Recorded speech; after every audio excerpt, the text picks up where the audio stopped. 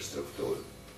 Nu, ļoti svarīgi, lai būtu kvalitatīvi ceļi, gan liepainieku vajadzībām, gan arī mūsu viesu vajadzībām, un šobrīd pakāpeniski pilsētā, tepat zem jūsu logiem, notiek tāda maģistrālo ceļu infrastruktūras uzlabojuma. Vai es nebiju pagājušajā gadā uz izstādi Ražots Liepājā? Cik bija pēc? Nu jā, nākošā gada pavasarī būs atkal izstāde Ražots Liepājā, un kāpēc?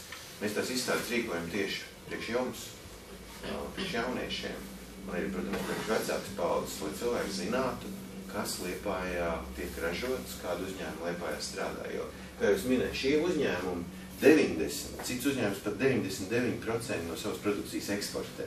Līdz ar to mēs ikdienā viņus šeit neredzam, ja, un mums nav tāda, tāpēc ir tāda izstāde Olimpiskajā centrā, šīs izstādes ir bez maksas, lūkšu arī direktoru paskatīties līdz, lai tiešām tad liela daļa skolēnu apmeklēt šīs izstādes.